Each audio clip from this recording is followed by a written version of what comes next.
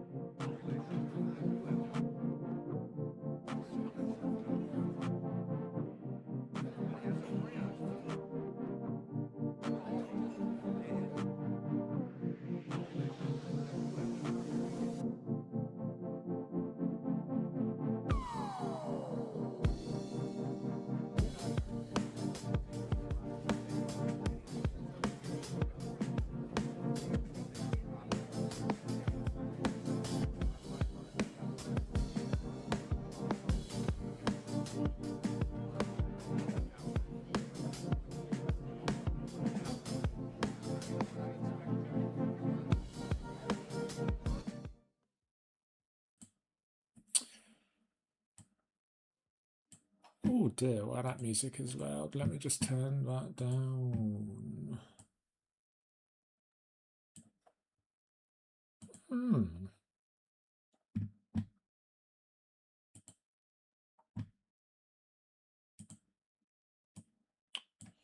Oh dear, that's not good.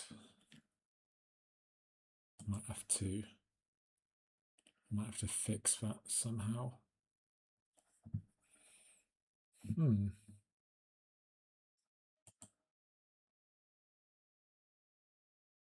Oh well, if anyone turns up, I can always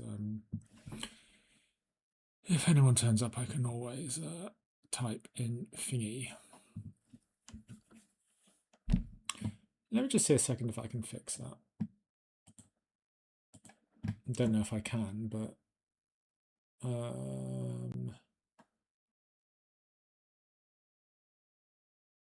just give me a second. Oh dear. There we go.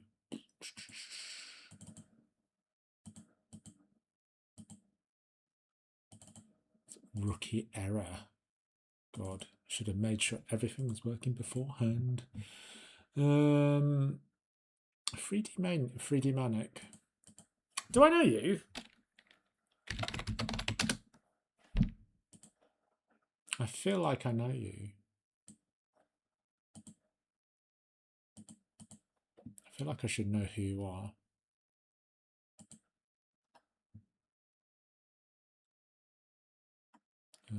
Just give me a second here. Let's see why the chat's not working.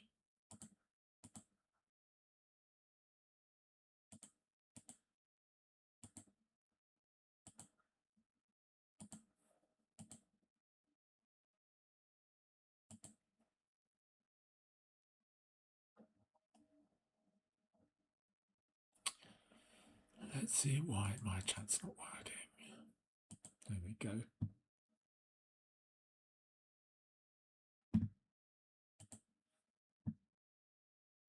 Have we chatted on Firestorm Discord voice chat? I don't know. I don't know, man. Have we?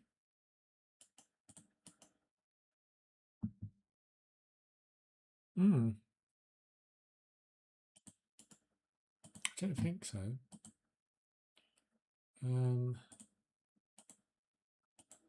What's your like specialty?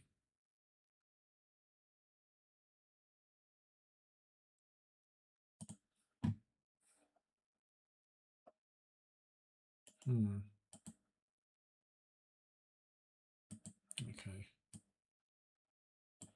Let's see if I can. Oh dear, what a mess. Well,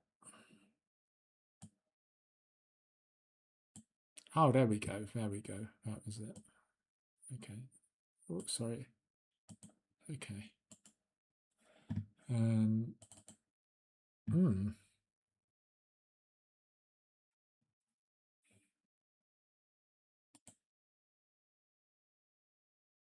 Vegetation artist. Wow. Cool. Very cool.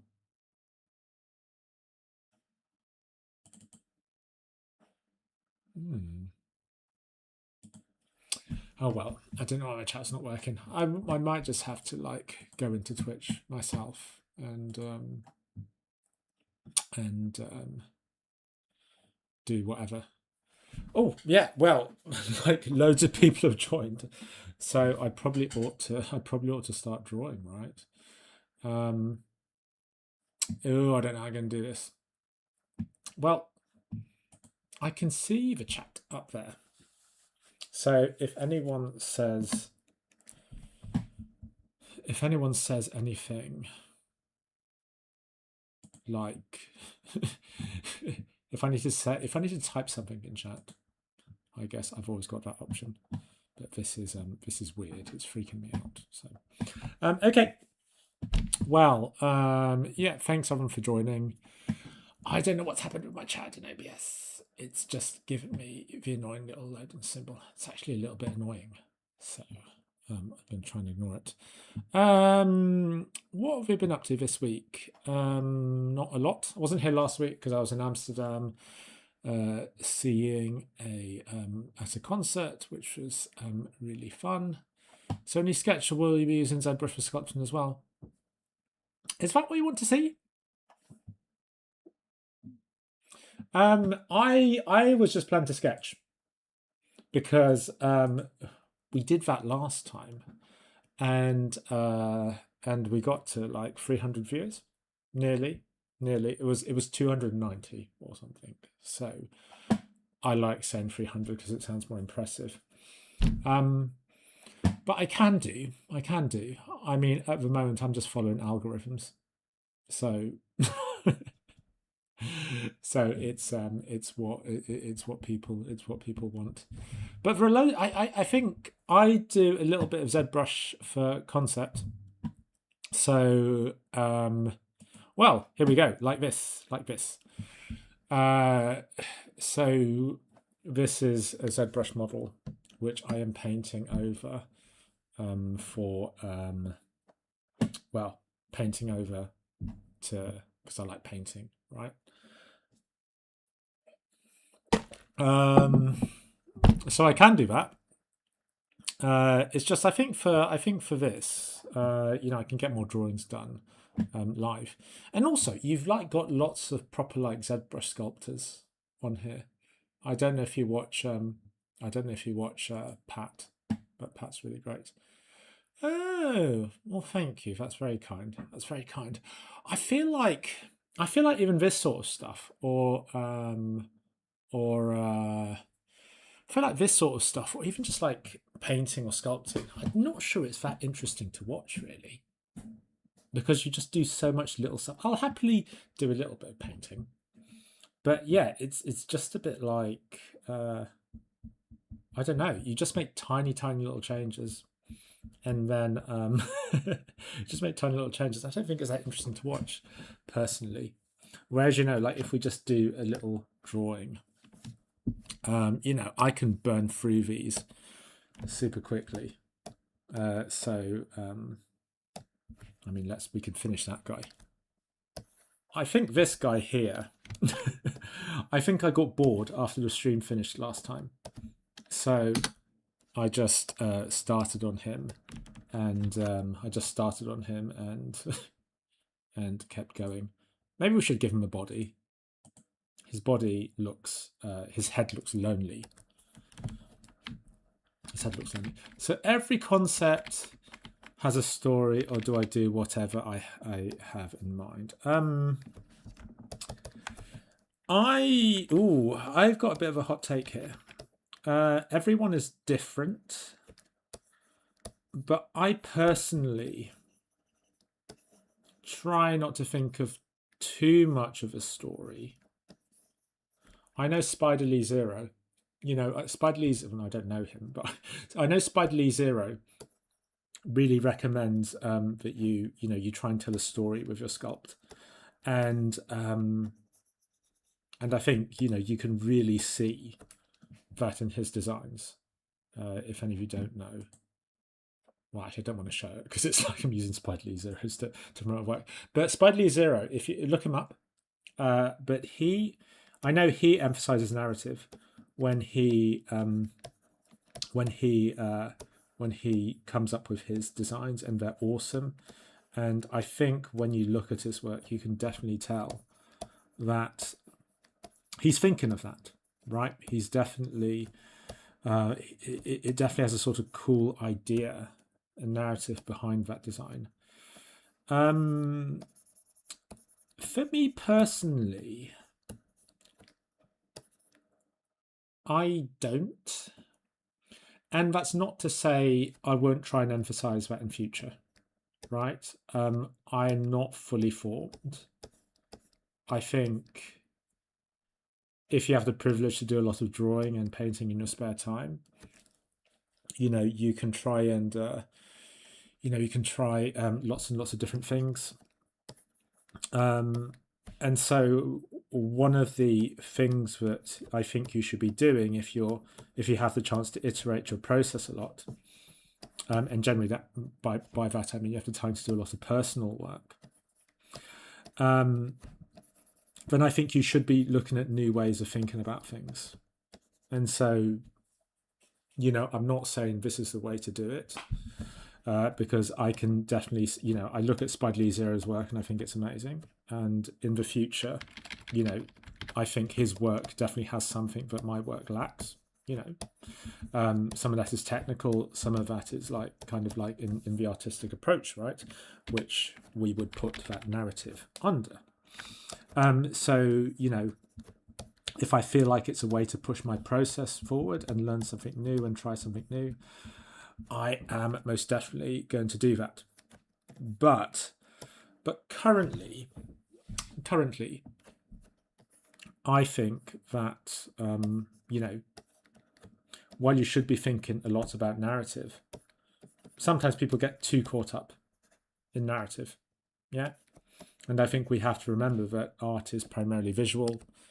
Your work's got to,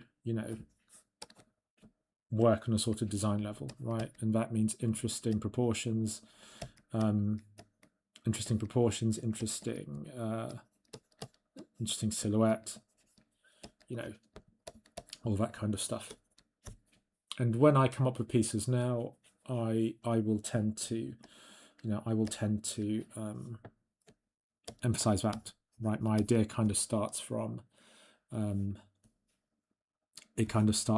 a feeling of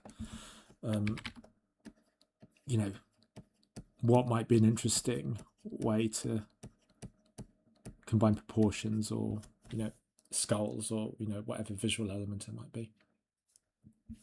Yeah, pro artists do use mood boards for creating concepts. Yeah. Actually, mood boards are used quite a lot by clients to tell you what, to sort of give you an idea of what they want from you as well, right? So you'll get something like what's called a pitch Bible, and that might contain a mood board full of all sorts of like images that the client has chosen, and then they're going to, and then that's just used to get everyone on the same page, right? So yeah, but yeah, mood boards most definitely used in concept and all kinds of development work for sure. You are not wrong.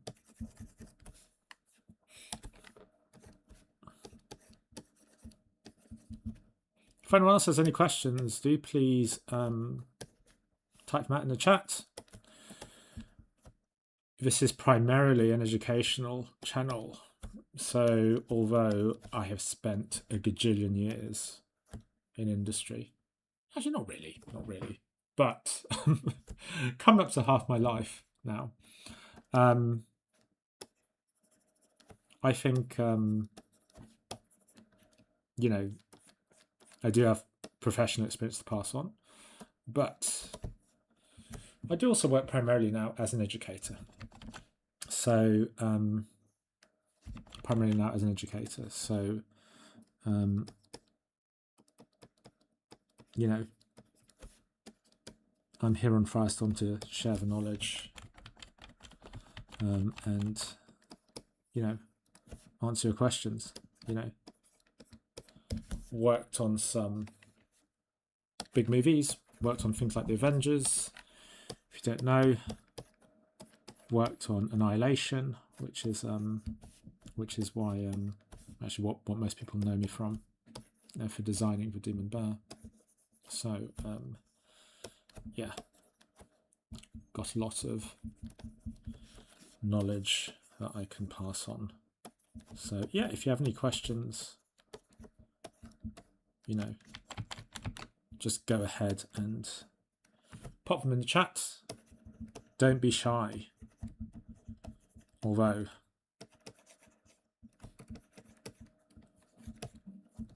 I always tell people not to be shy. It doesn't work. Everyone's always shy.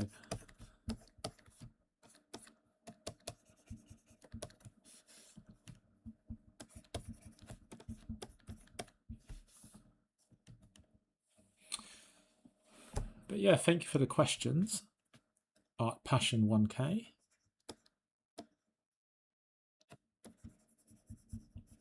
It is appreciated. Otherwise it gets very quiet in here. Okay. So I got no idea where I'm going with this.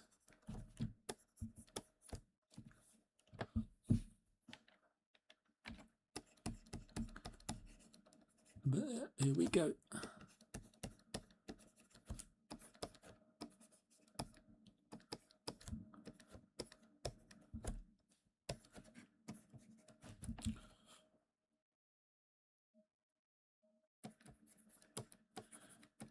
How'd you get a better visual library? I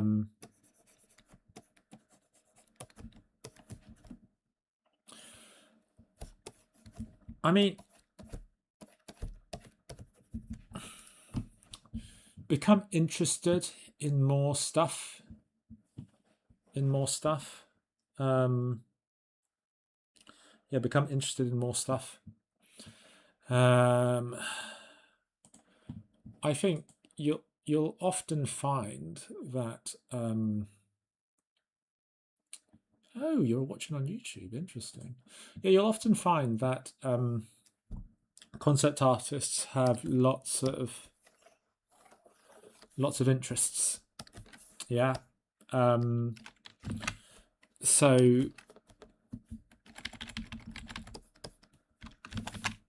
I mean, it's actually quite a fun thing I like to do sometimes, even though it gives me social anxiety. But it's quite fun to, excuse me. It's quite fun to, you know, spam other professionals on LinkedIn and get them to talk to you. And yeah, I don't know. One thing that just has always stood out to me is, you know, they tend to be quite interesting people. I think everyone's interesting in some way, but I guess, yeah, so I don't mean to say that, you know, I think artists are more interesting inherently, but I think they are. I think artists tend to be quite interesting people. But they've got, you know, they've definitely got a sort of worldview, right? They think about stuff very deeply, and in having some conversations. I remember this one guy, this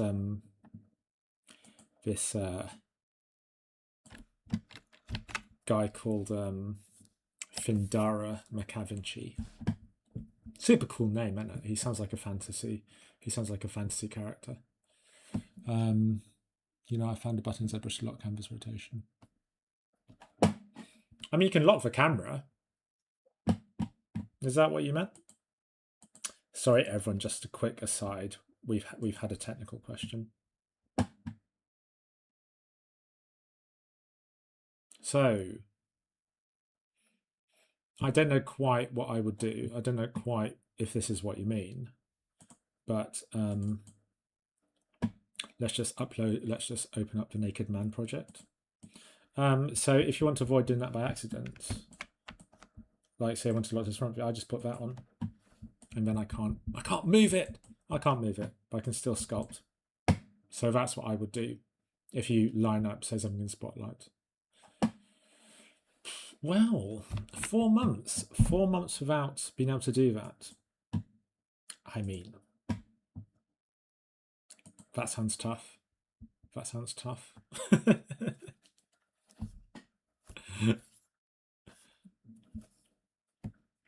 I think ZBrush is like really bad for that though. It's just like such a sprawling program that that sometimes I'm just like, you know, you just find this new trick. It's actually one thing that I'd recommend watching YouTube shorts for. You know, it's like, don't watch that because it's fucking brain rot. It's bad for you. But there's like loads of cool like little ZBrush tricks that you get on there. So maybe we'll excuse that.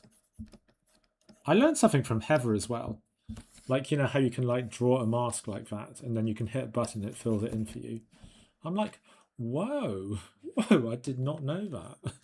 So it's just, it's a really great program for, it's a really fantastic program for just like learning random shit. But yeah. Well, I'm glad I could help. It gives me dopamine to help people with problems. So yeah. No, I get that. I feel like with ZBrush though, there isn't like a really great way to bring in reference. I might just be talking about my bum there, but I always think it's something that's slightly janky. Like freezing the camera isn't ideal, I don't think. But hey. Okay.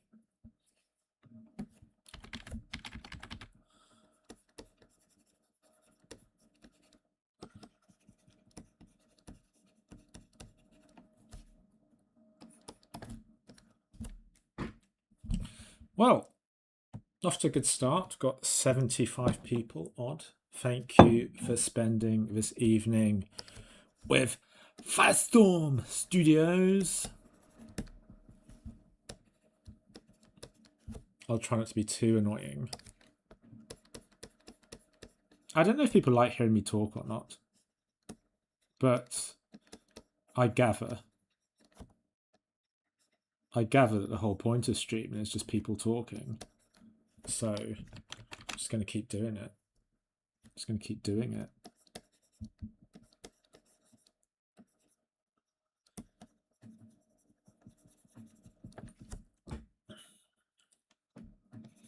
I don't know, I was initially intending it to be a werewolf, but some sort of werewolf, but I don't know what's going on, guys. On it's learn anatomy and using memory combat everything in parts. I guess. You know what I think works for me?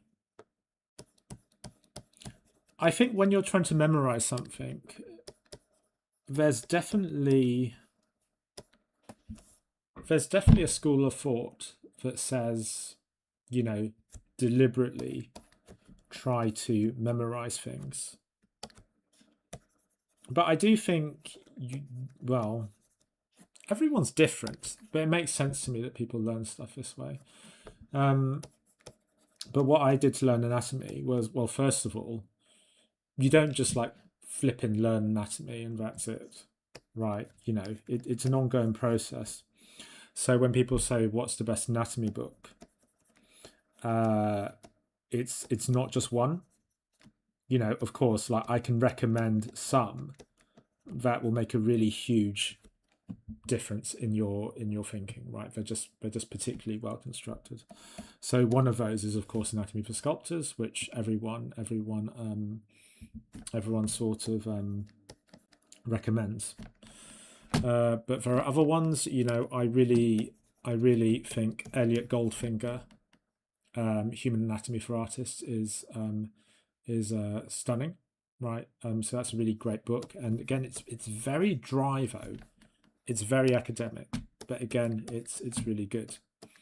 And the way I learned anatomy myself was just to keep exposing myself to these things over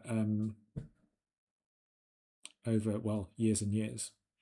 So over years and years. So I would yeah, I'll just go on the train and kind of, I think, do what you're doing and like copy the diagrams to learn the layouts of the muscles and then try and do it again out of my head. So I guess, yeah, I'm doing what you're doing. Oh, there you go. Maybe there's something to it. And yeah, that kind of got me to a certain place. So yeah, I don't know, the art of learning. Well, someone mentioned, was it you? I don't know who mentioned it, but yeah, if you want to get good at this stuff, you got to learn how to learn, right?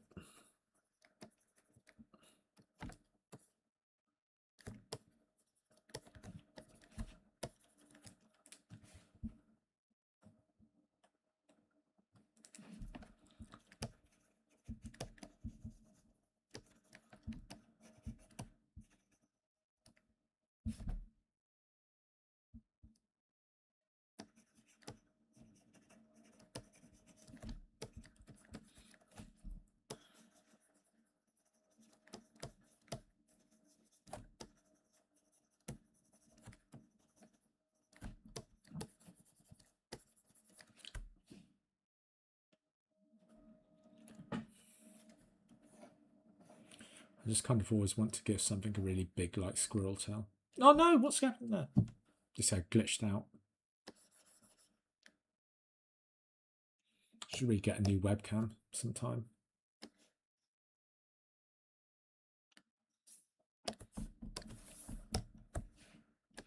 Well, here's our trio. This is the guy from last time. I think if it requires too much brain power to think up new ideas, what I'll probably end up doing is just showing you how I'd go about refining one of these.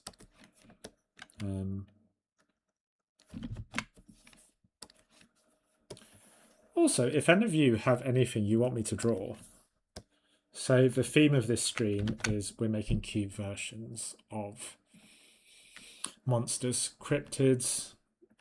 I think Heather mentioned serial killers, but I think that's a bit of a copyright minefield. Okay, I'm definitely getting a new webcam. Look at me, I'm glitching out here. That's not good. Okay, so I'll get a new webcam. So the idea is we're doing like cute versions of cryptids, you know, famous monsters, stuff like that. Stuff that's not copyrighted. I think that's important. We do not want to get sued. So if anyone has any ideas, I am all ears. I'm all ears. Take away some of my decision fatigue for me. honestly.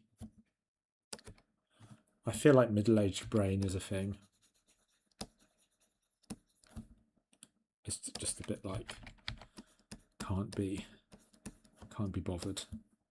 Similarly, if you see anything that you want me to do more of, as in you want more werewolves, do let me know. You know. So the reason we have this werewolf over here is because Mr. Pat Imrie really likes werewolves. So we were like, yeah, we can do a werewolf. So, you know, go for it.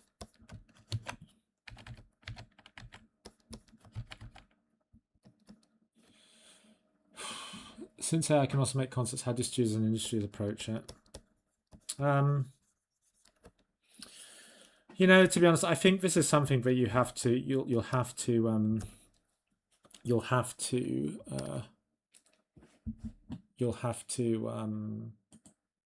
sorry, let me start recording.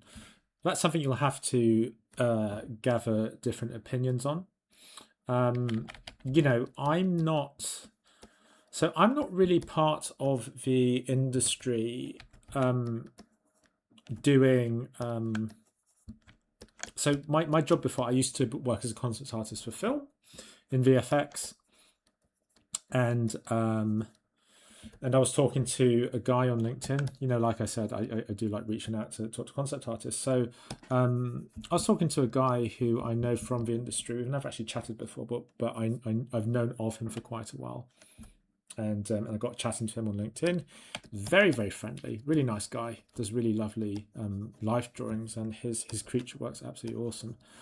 But yeah, I'm not really doing any film work anymore because the majority of film work I don't really enjoy. You know, working on Annihilation was obviously a real privilege, but the majority of films aren't Annihilation. Even working on a big film like The Avengers, not as interesting as you might think. Controversial, but it's not. It's just not interesting. But what he was telling me was that I think for that sort of work, honestly, he gave the impression that AI adoption is quite high. He was sort of ambivalent about it himself, which I can understand, because his work is really he's really a sort of artist. So he's got this really amazing character work on his website, but also alongside that, I actually knew about him for a friend who does really lovely and you know, he does really lovely life drawings, right?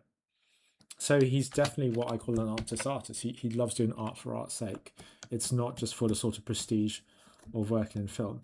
And he was sort of a little bit ambivalent about it. He sort of implied that it might be making him like less sharp and less good over time, which I think is everyone's concern, right? That if you outsource your thinking, you outsource your linguistic capabilities to a machine, you know, that's rubbish for you really long term, right? You know, you need to retain and be improving your ability to think, and not outsourcing that.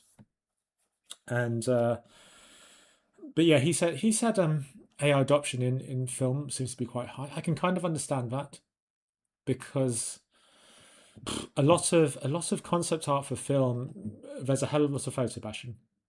A lot of it is like, you know, taking plates, so taking the raw footage from a film and just like, you know, what would happen if we changed the buildings up in the background, or what would happen if you changed that mountain out in the background and you mocked it up so the matte painter could, you know, do something nice with it, or comp could do something nice with it. And so I can actually see where it would be useful there, because like instead of trawling the internet to find a perfect photo, you just, you know, you prompt and you get, you know, you say, give me a nice snowy mountain using this lighting, job done. Again, it's sort of sad to hear, I think, because again, views will differ on this. I'm really sort of anti Gen AI. I think it's kind of sad to hear that, but also I sort of don't, I don't mind too much because I don't really like concept art for film, right?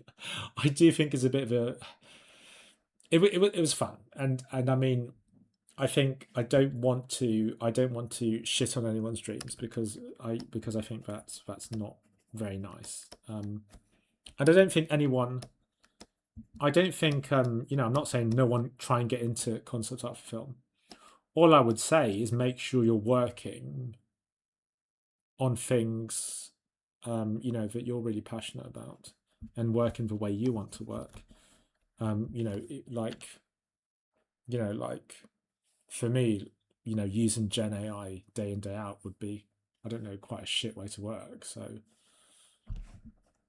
I wouldn't do it, frankly.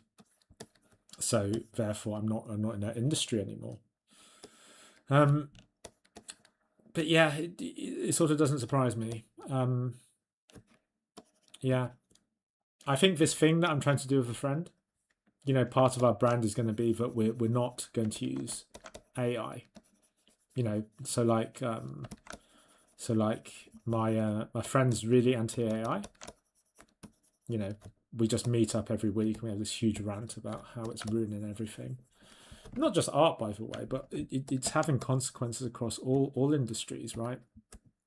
And yeah, part of our brand is going to be, well, we're going to not use it because our USP is going to be coming up with uniquely horrifying creations, right? And you don't get that by just like using a load of blended up internet slop, which I think is what Gen AI is. I don't think people need to see more of that. This is the other thing, right? Like people are just emphasizing productivity to the detriment of everything else, right? They're like what's it?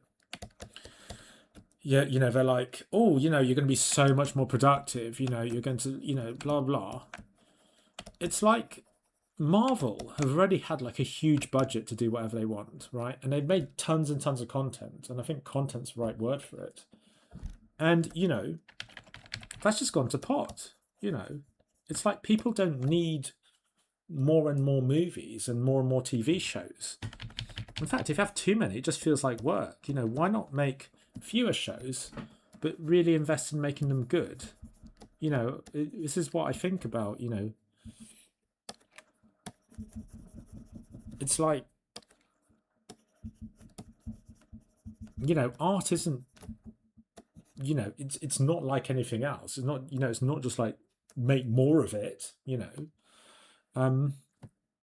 Just make the stuff that you do good. Because like with games, and I think TV shows especially, like I've already got a whole list of things on my wish list that I'm never going to watch. I don't need more.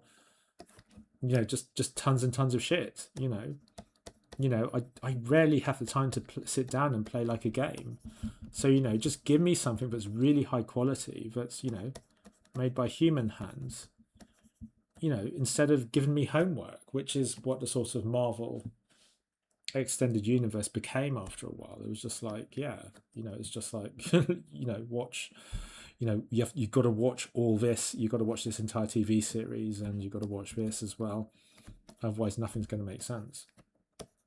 And yeah, and then people just stopped watching. So that was good, wasn't it? All right, what have we got to?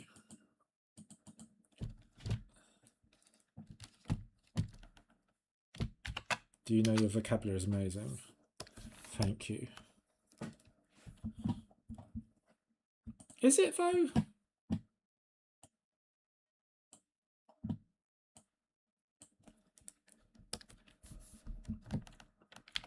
Is it? Oh, someone give me something to draw. Werewolf, whatever. Let's do Let's do more. Let's do sort of Day of the Dead thingy.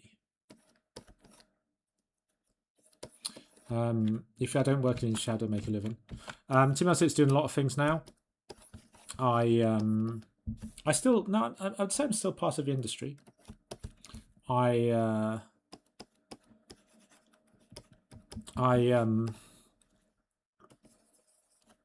do take freelance gigs from time to time when they come in. That's always a lot of fun. I would say I'm not really part of the film industry anymore.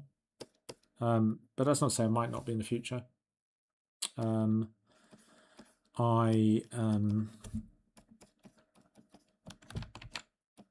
What do I do?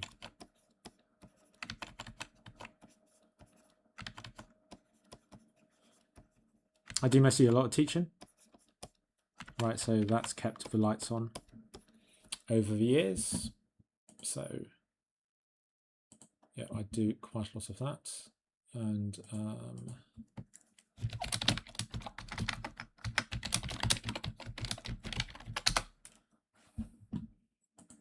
so I'm just grabbing a little bit of reference for a Day of the Dead skull. Oh, there's lovely stuff on here.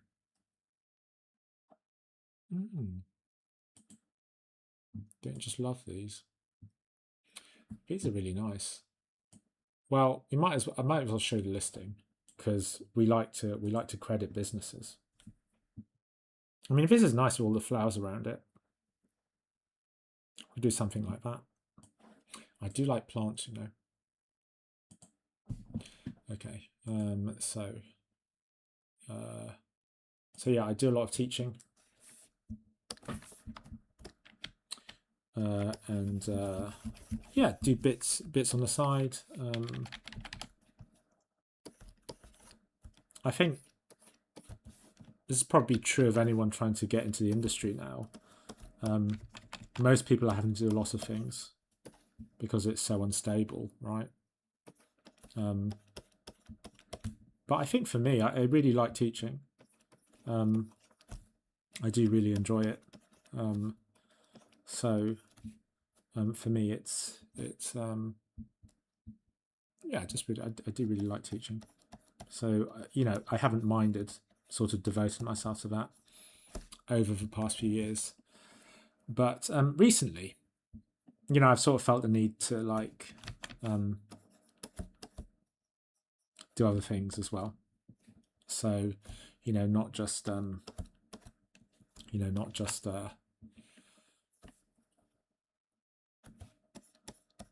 teach, but do other things, right? So this is kind of new to me, the whole streaming side of things.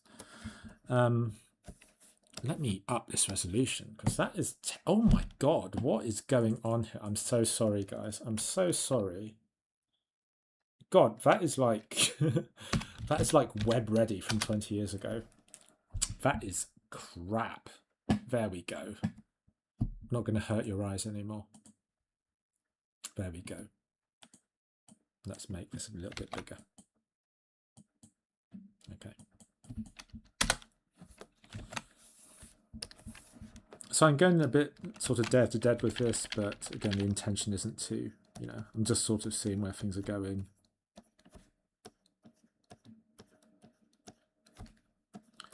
Again, like with, oh, see, you've drawn the teeth upside down there.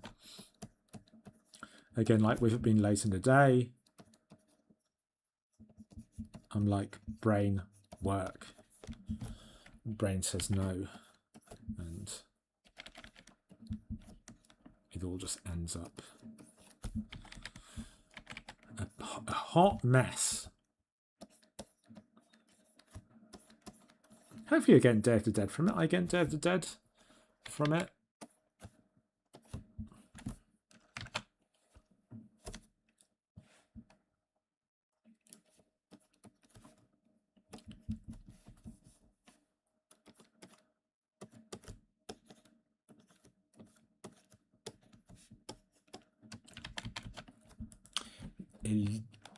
El Día de los Muertos.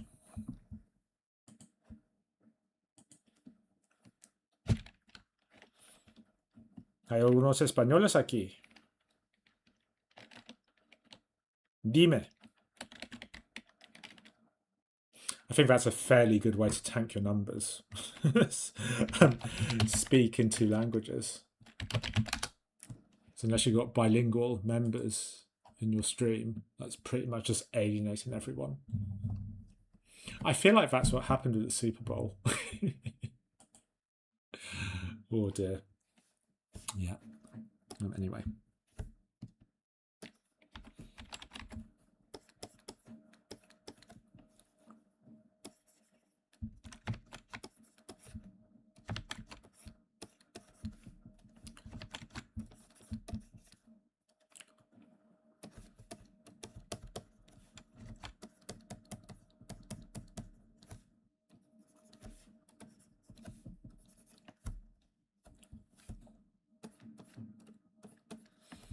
Everyone's like super quiet in the chat. So what you're going to observe is I'm just going to say more and more controversial things until I get a rise out of someone in the chat.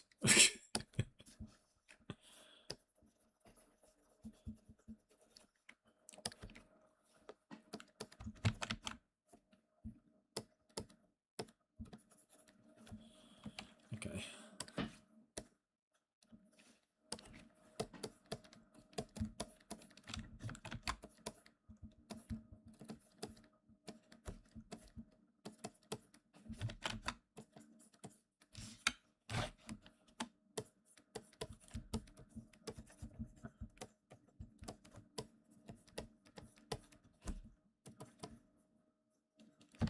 So someone asked me earlier if I have a sort of story in mind. And I'm a bit like, maybe I should. Because everyone's watching. And I don't know what the hell is going on.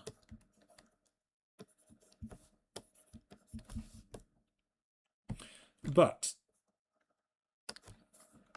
I mean, if you listen to other artists talk, I feel like it's a running theme. Right? Like, you know, you'll meet an artist you really admire. And, you know, you're like, oh my God, they've got together, you know, the workflows all worked out, you know, it's going to be stunning, right? You know, I'm going to be so impressed. And then, like, you meet them, and actually, you know, they just wing stuff all the time. Yeah, they're just like, oh, I'll just go with it. You know, they just got the confidence to make it work.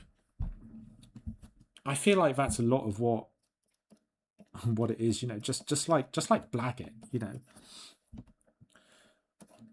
Just like pretend you know what you're doing, and eventually,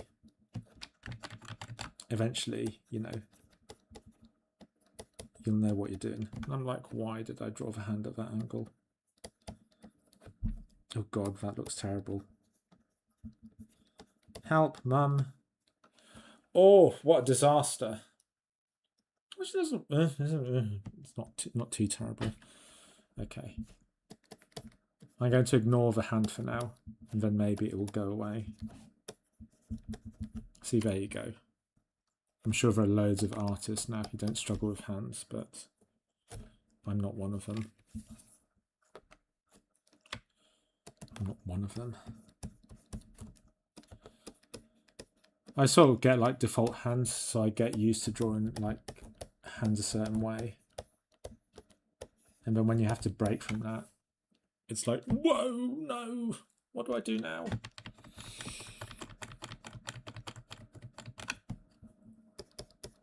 So no one asked me a question about drawing hands now. That'd be terrible. That'd really put me on the spot. Don't do that. No, no, no, no, no, no.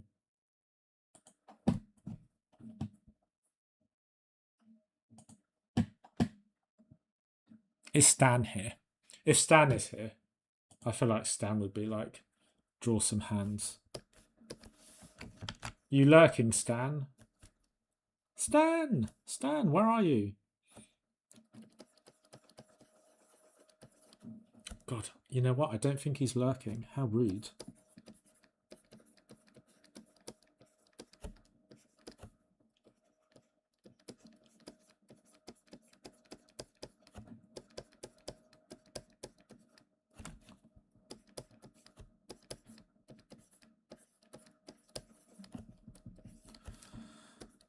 Oh. I mean, you know, I was talking earlier about artists having different diverse interests, and then I think I got distracted and didn't finish my point. Like I said, middle-aged brain. But here's an interesting fact for you.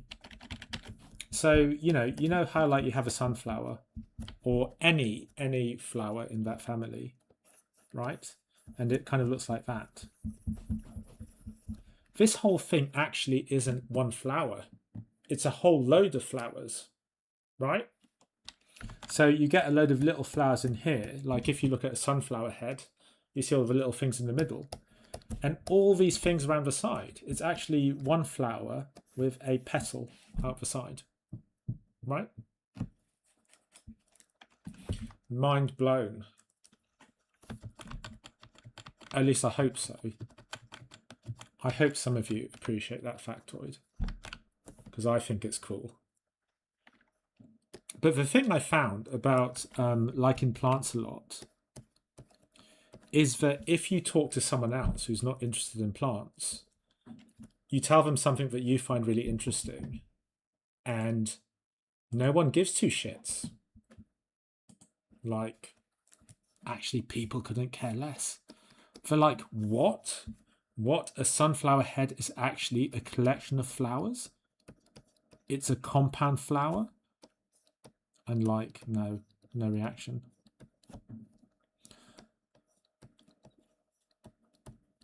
But I reckon art's like that as well.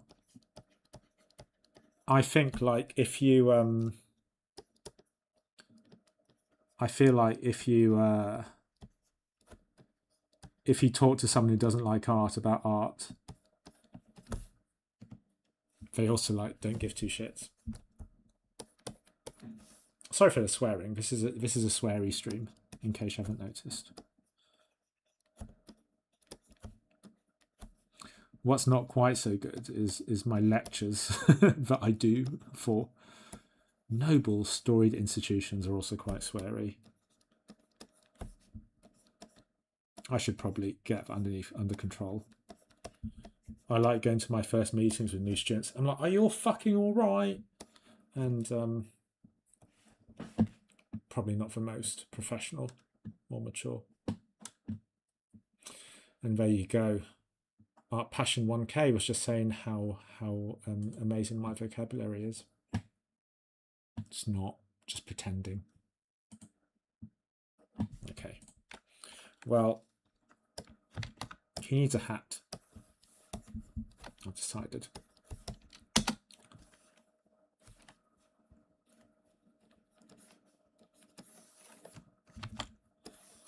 Oh God! Wow. Let's try and give it a little bit of a gesture.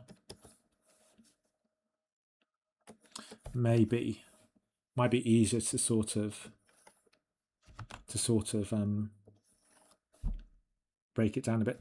Someone showed me an interesting trick, which is where you kind of like try and draw like a figure eight, and that kind of gives you a more interesting shape, which I think that does. I like what that gesture at the front is doing.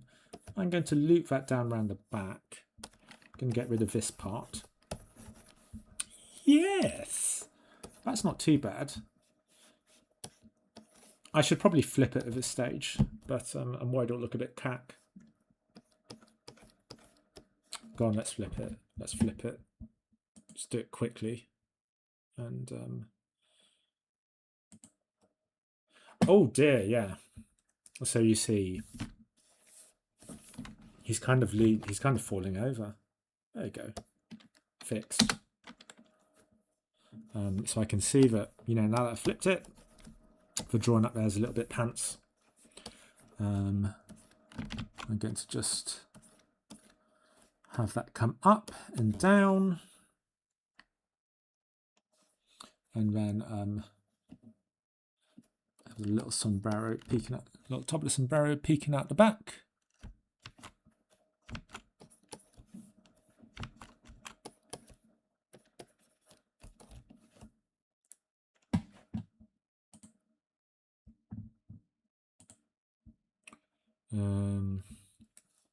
And then I think we need the sort of little tufty thing. Yeah, there we go. And the sort of little tufty thing we always have on the front there.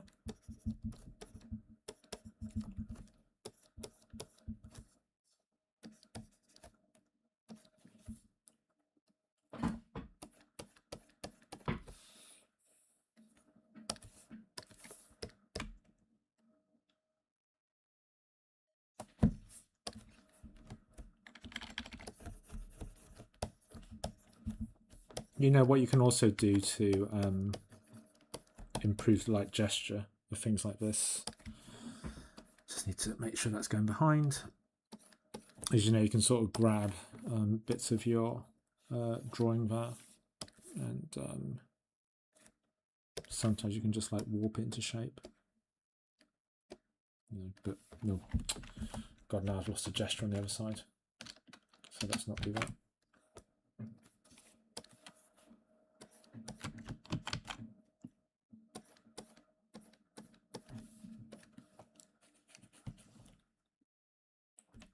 Okay.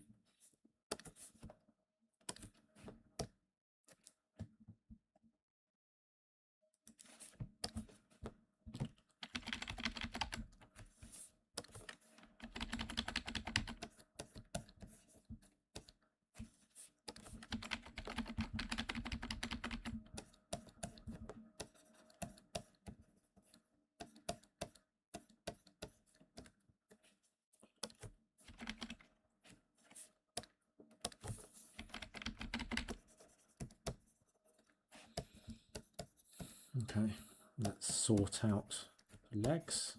I can't really stress this enough to anyone who's, who draws a lot. It's a process of working out. So you can see I've just blocked stuff in here. Goes in kind of wrong. And you sort of just correct it. And then each kind of pass you do over the top, you just refine it some more.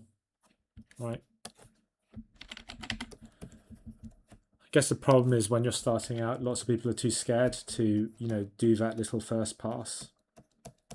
That helps you work out the rest of it. Right. And that means you end up stuck. Oh, excuse me. Just kick the desk. Don't put that.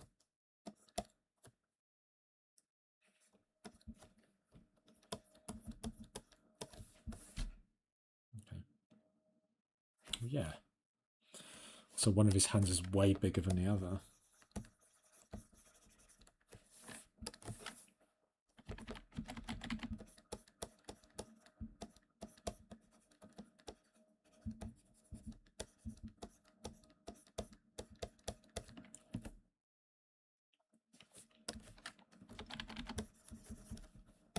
I don't know why he'd be holding his hand out like that. Come on, let's give this a proper go. Come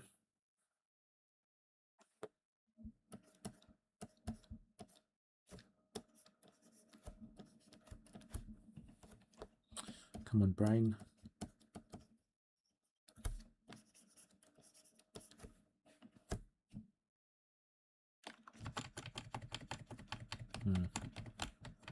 Abort, abort.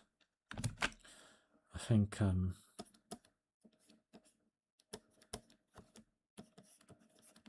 oh yeah, I think that's what I meant to do in the first place. Have the thumb sort of coming up. Yeah, that's not too bad. That will do.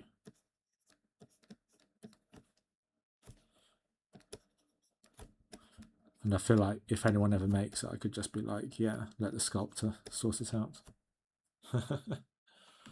Yeah, I bet they're all dying to work with me. And that philosophy.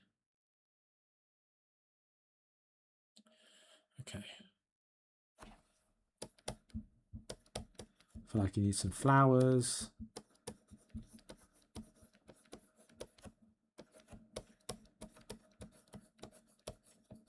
stick some flowers underneath there.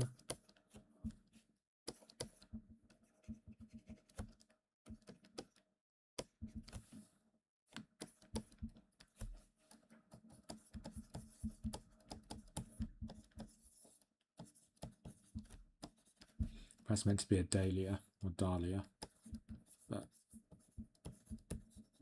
I'm not sure it looks that way.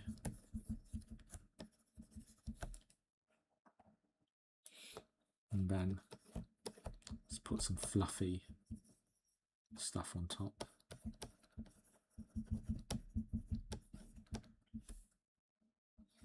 I'm just going to indicate some things, and then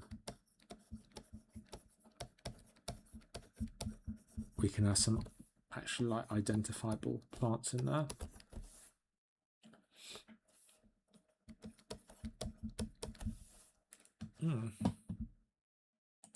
And oh dear, I don't want to look at my emails.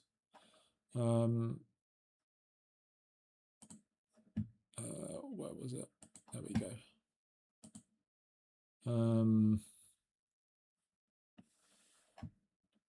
Just looking to see if there's some like visual trick I can play.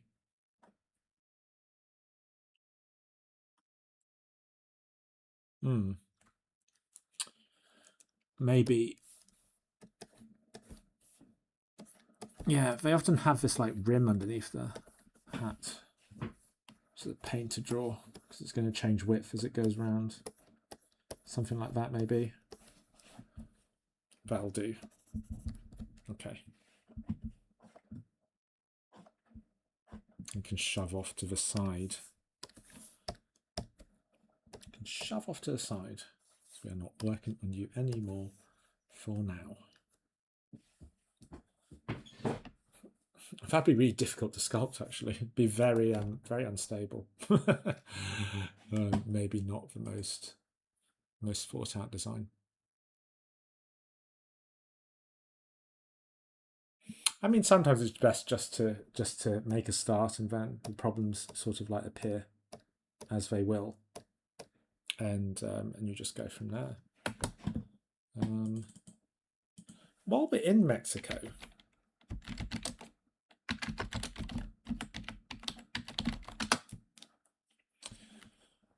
Mexican folklore,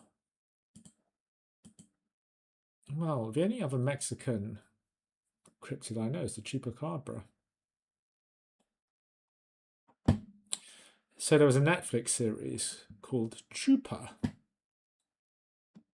which, you know, I guess comes from chupacabra, but if you ask my opinion, it's a terrible name for a TV series. But like calling a TV series "suck" in English, which I don't know about you, but I think that's an absolutely disastrous name for a TV series for a variety of reasons, right?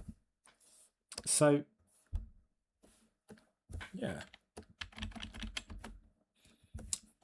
let's just let that one sink in. I mean, I feel like the chupacabra, I'm not sure it has like a strong enough kind of representation in art to like be something.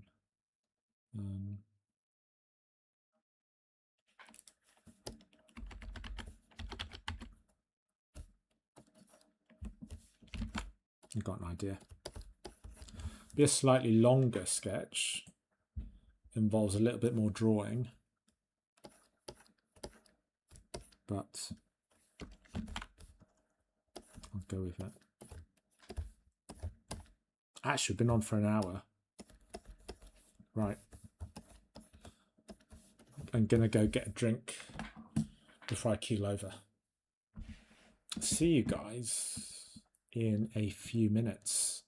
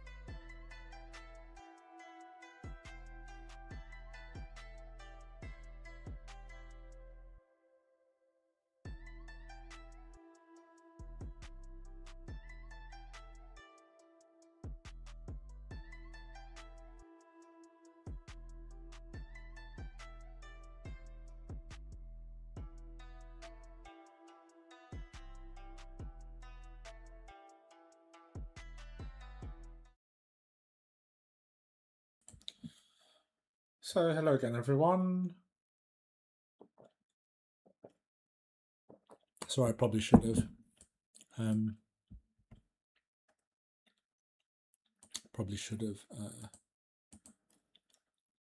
finished my mouthful before that.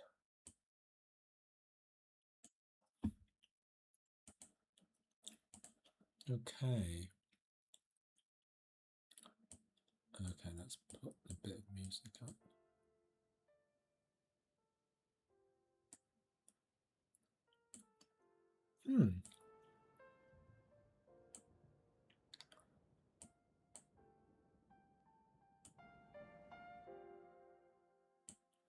There we go. There we go. Okay. So let's head into the second hour.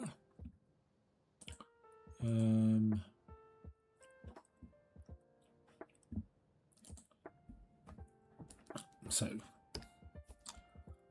let's stay with this theme.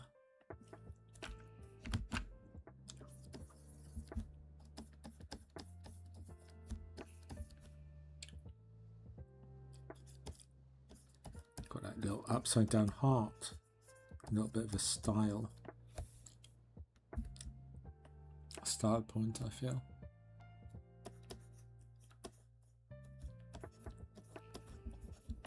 And give it more of a grin as well.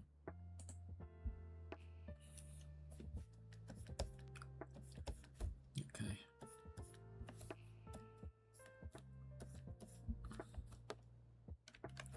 Right.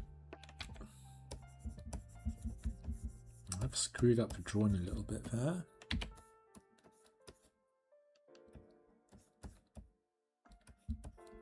Oh dear. What is going on, Peter? What is going on? Okay. I'm just going to take a minute to remember how to draw.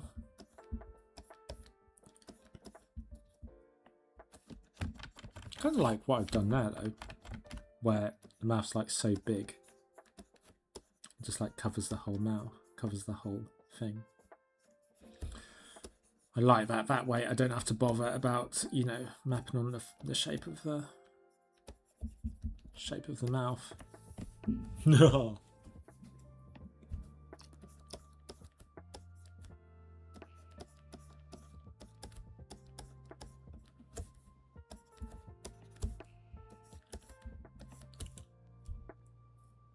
Ba, ba, ba, ba, ba, ba, ba, ba.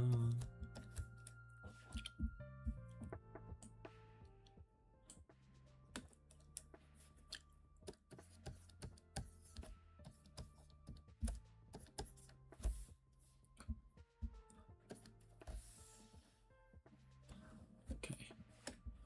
He needs some decoration, I think, on his face. I mean, that's the whole point, isn't it? But these are highly decorated.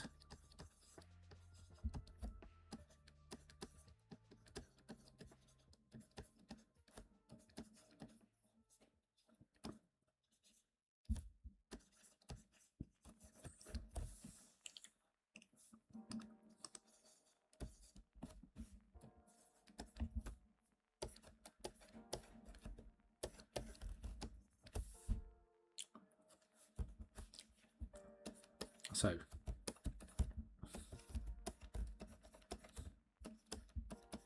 actually, I thought this was such a cool idea, and then I was like, "Oh, actually, Pete, you do that on so many of your works. You know, you just stick a skull on either side. There you are, job done." It does kind of work though.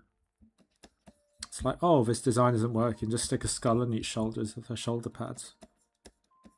Job done. You know.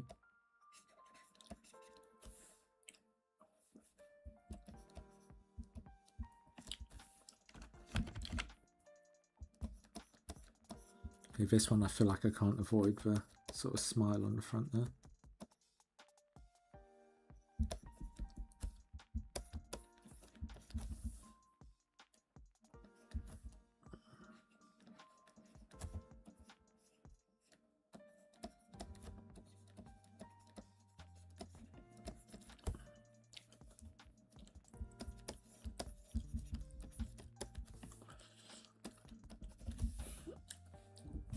So thank you to everyone here for spending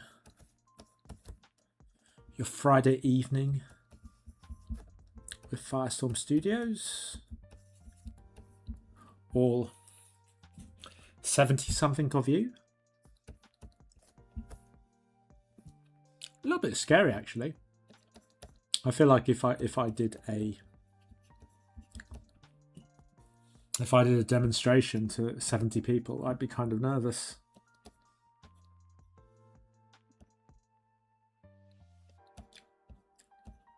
So again, if anyone's just joined, honestly, feel free to join in on the chat. If you've got something, you know, something mildly horror related that you want me to draw, please feel free to suggest something. All suggestions are open, as I said. Open to all suggestions, rather. As I said, anything that stops my middle-aged brain having to do anything, I'll be most grateful for. I was going to give him a little floating hat, but then it's like, well, if someone wants to sculpt it, can't have a hat that floats. What could I put on the head?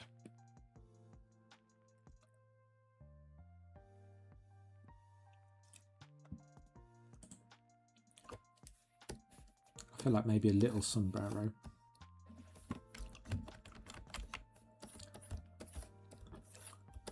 Un sombrero. No, actually, this is another kind of hat, isn't it? That's another kind of hat, the sort of flatter one. Yeah. Is it that?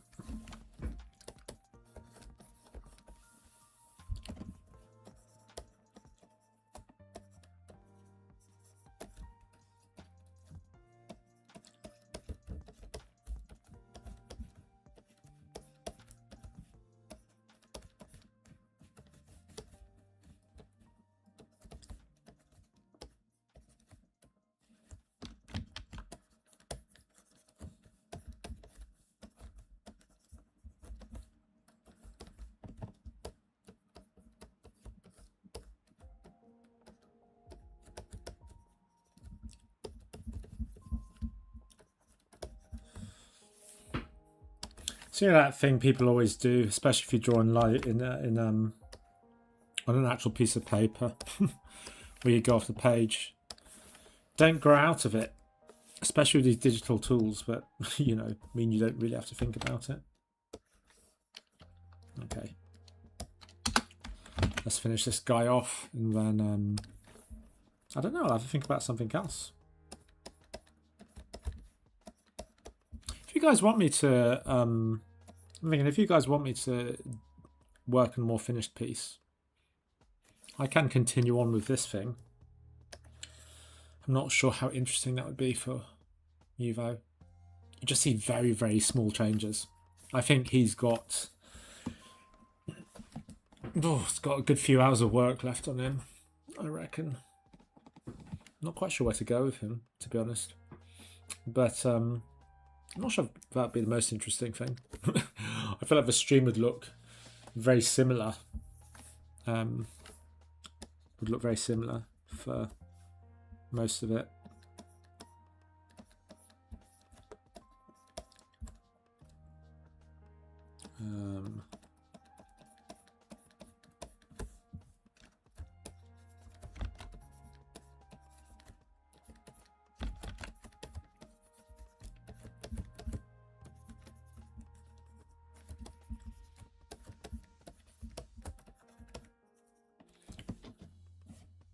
So I just want to flip it again because I'm fairly sure that I've got the post slightly wrong there. Oh, that's not too bad. Oh, that could be a lot worse. Okay. But this is wrong. This is not foreshortened enough. Okay. And this is, yeah, this is a little bit janky now. There you go. Flipping the canvas works. See, guys? I just don't like doing it because it hurts my ego. But if you can get over that,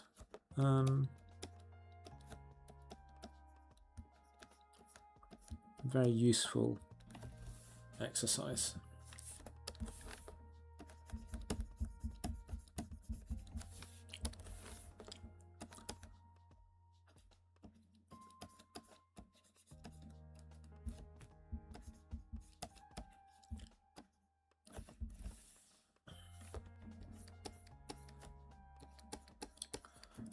Drawing on this side doesn't seem too bad.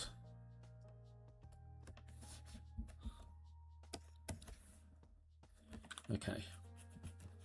At the moment, though, his hand's not actually on his hip, which is not good. Need to connect those two.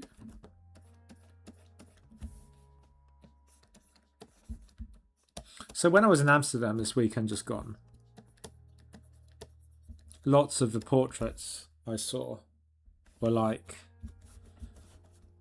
they had their elbows like pointed towards the camera like this, or pointed towards the viewer. Don't know, it felt like it was some sort of like status symbol or something. Okay, let me just do it. So, trying to think. Yes, I was right. Pinky on the far side there. Not the easiest angle there. So I'm just going to gloss over that and pretend there aren't 70 plus people watching me.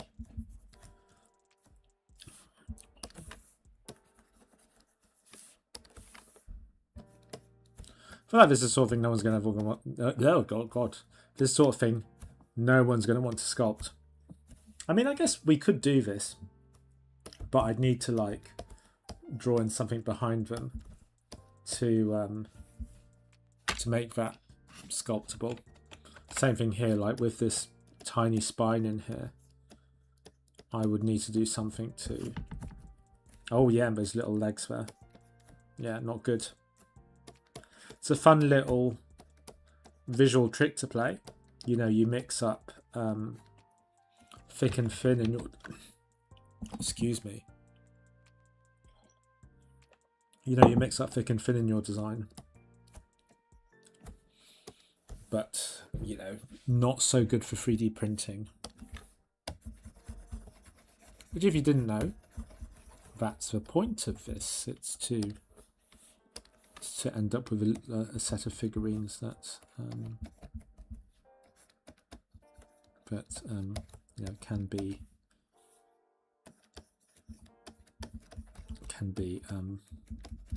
sold, published, whatever.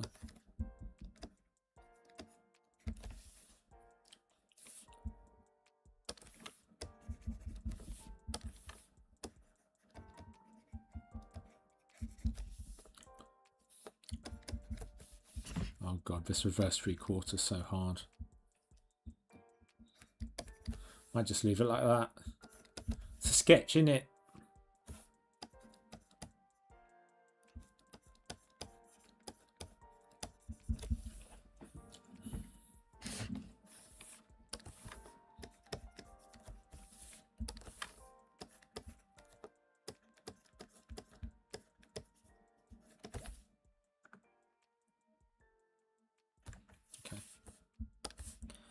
Well, I think let's go with a bit of a...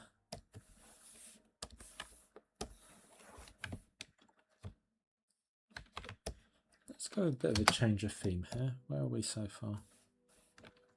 Oh, you've got this guy, haven't we? Okay. Yeah, he actually doesn't look too bad flipped. You can see a bit of dodgy drawing around around his foot there. Also, one of his legs is much wider than the other. Let me just fix that. But yeah. Oh, get away. Go away. What's going on? I think latest version of Photoshop plus Windows 11 equals frustration.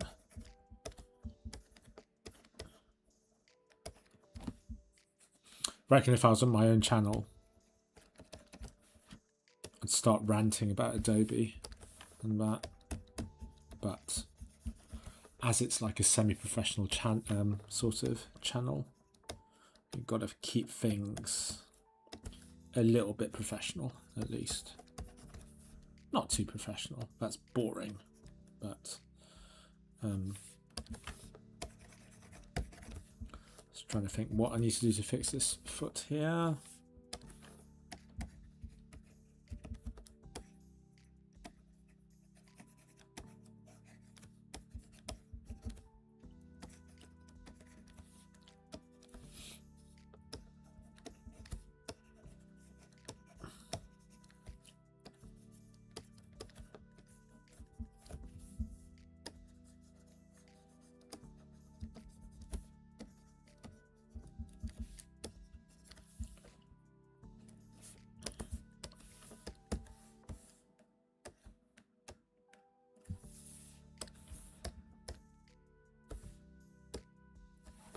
He's a bit out of place, isn't he?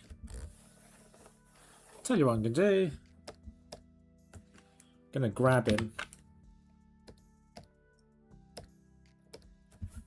We're going to do a page of these guys. And then we're going to do another werewolf. And that should be enough. Or, I don't know, depends.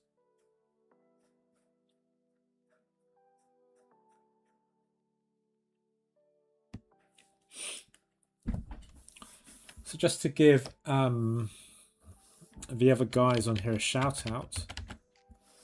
I mean, so as someone who works for a university, you know, do make sure you check out some of the other streamers. I mean,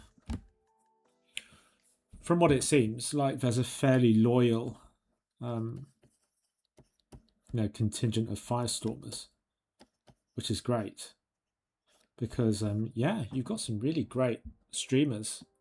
I mean, it's crazy actually. Like, I think there were 7 people streaming this week, and like for me, I mean, as I said, as someone who works in education, that's like.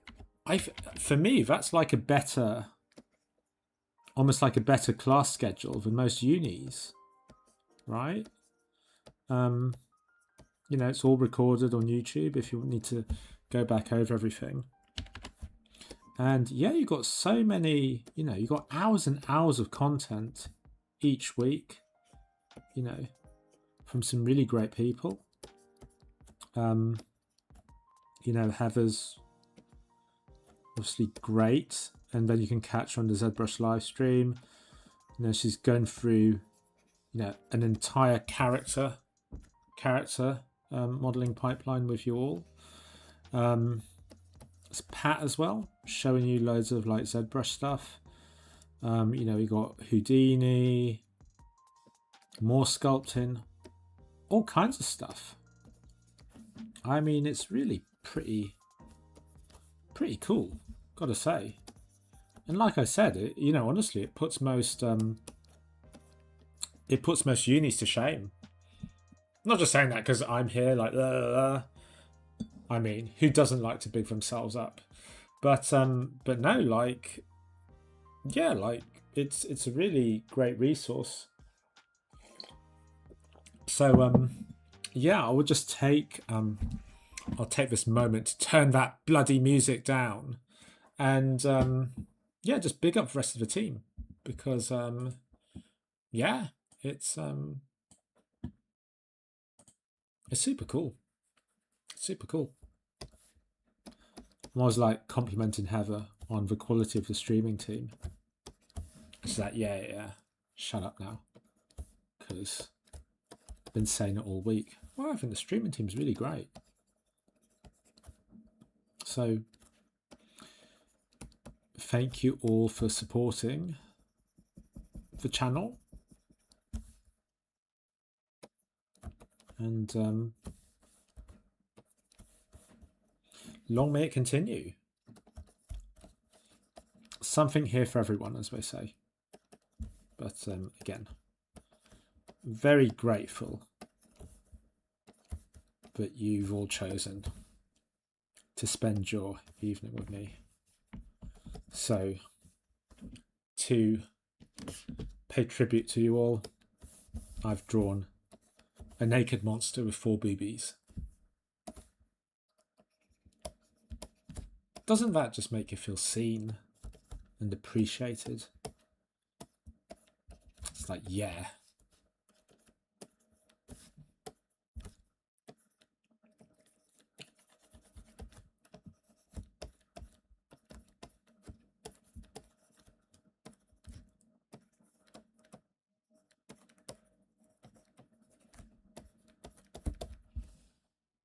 Well, it's got a very boring pose, if I do say so myself.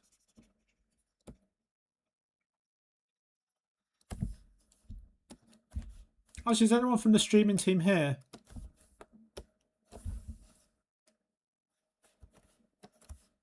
Shout out if you are. Don't just lurk.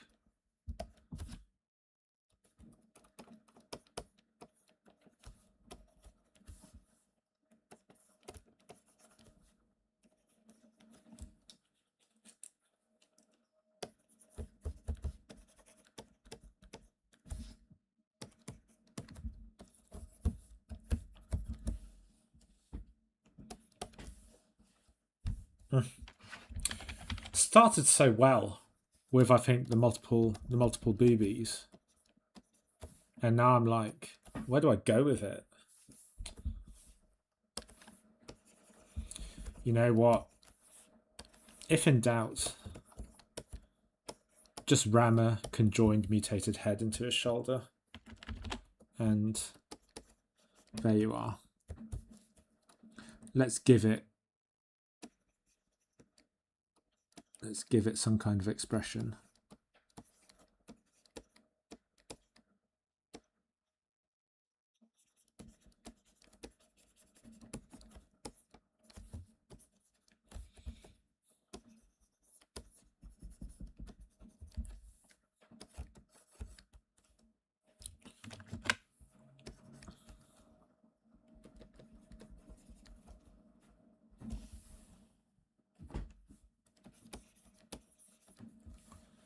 Dun, dun, dun, dun. No, I've not added too much value so far. I just feel like that's where this is going. A little bit, I think, looser with this one. It's kind of more how I normally draw, to be honest. Stuff like this is a little bit more, I don't know, measured, I guess. Whereas, yeah. I don't know. Tell me what you guys appreciate. You know, what kind of art do you want to see?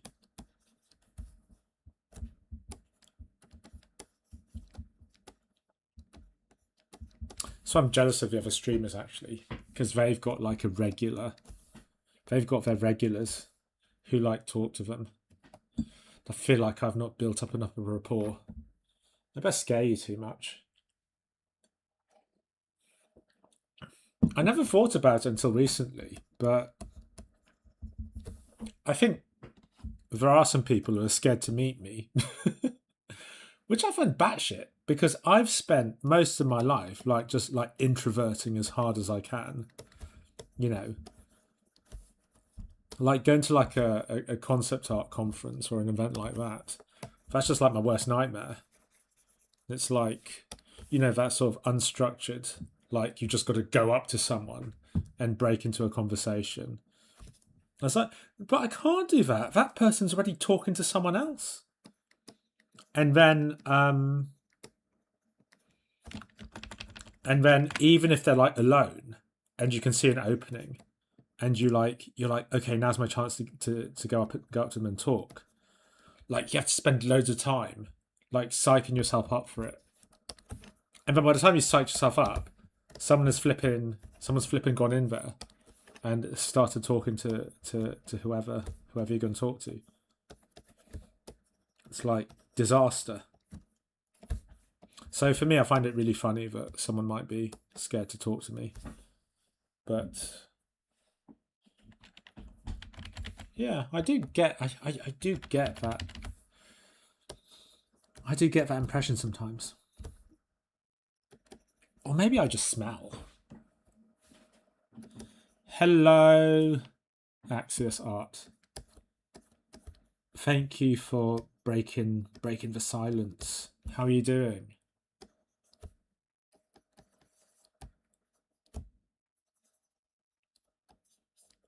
Have we met? Do I know you? I can't tell from all your imaginative screen names.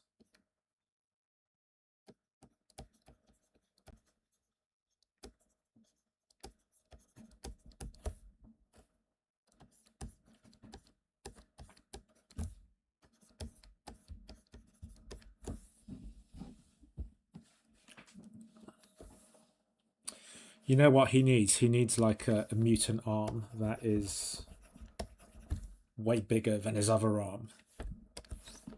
Oh my god. Sometimes, you know, my imagination is just astounding. I've not just ripped it off from... I don't know who I've ripped it off from. There are so many people who I could have ripped that off from. Rafael Nadal? Maybe. No. I think, what's his name? Vyacheslav Safronov. I think he did a piece like this. It was a bit more serious though. It was very realistic and grim looking. Oh, I mean, he's just so good. I look at his work and I'm just, why should I bother? You know, it's like, it's just like so good, like, you know.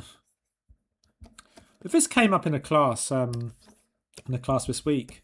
You know, like it's funny. A student was saying like how, you know, seeing someone else's work, you know, and if they're very accomplished, it can be like in a way a bit discouraging because you know, it's like, oh my god, I've got so much further to go. I don't know. I'm not sure we had a good discussion about it. Oh, thank you, Axios Art. Yeah, we had quite a big discussion about it, and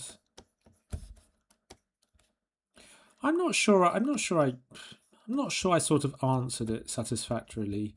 I think it's like one of those big questions that you can't answer in the session.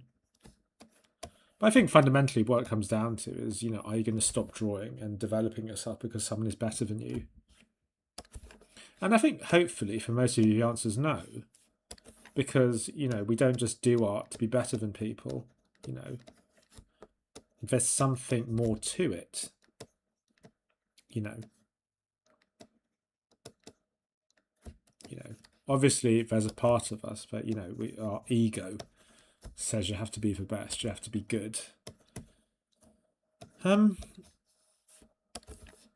I think, you know, you've got to find some kind of like intrinsic value, right, in whatever you do.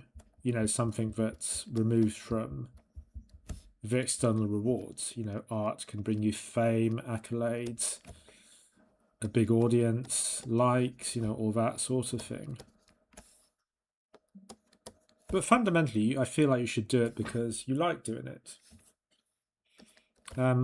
So what it comes down to is I'm like, well, yeah, you know, I completely understand how looking at artists who are much better than you would make you want to stop. But are you going to stop? No, because it's fun. And I think if you stick with it long enough and you become an old fart like me, you actually start to realize that your art can help clients and you know, people who are just getting started and, you know, doing things like this, right? You know, you can reach new people and you can inspire them and you can help them. And, you know, again, I don't want to blow my own trumpet too much, but I expect people to look at my work as well and are like, oh God, you know,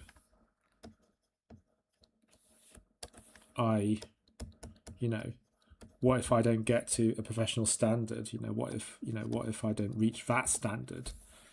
I think the thing is you just have to stick with it a long time. Been doing it since I was 5. So, you know, if anything, I should be a little bit better. But also, I think, you know, I've realised that through my work, I've inspired other people to do art and to take up artistic disciplines, like Heather and Ephraim. Are you lurking here, Ephraim?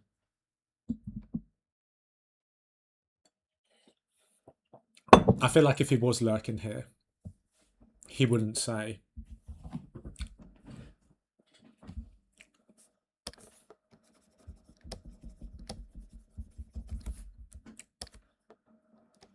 But yeah, I mean, lots of people have said to me that, you know, the Annihilation Bear has inspired them to do certain things, you know, change their lives in certain ways, which is great, you know. And ultimately, that's just like the circle of inspiration, isn't it? Like, I think I posted about this on LinkedIn. You know, I got to work with Alex Garland for that film, and God, that sounded like I was cracking up. It sounded like I was about to cry, didn't it? Maybe I should have done. Maybe I should have like put some fake tears on or something. That would have been good, wouldn't it? It would have gone viral. I could have got someone to clip it. You know, Peter gets choked up talking about working with Alex Garland, but no, actually, I've just got some almonds stuck in my throat. The dry roasted ones. It's really stupid because they're really addictive. And I know that if I eat them before a class or anything where I have to talk, they make me cough like hell. And yet I still keep going back.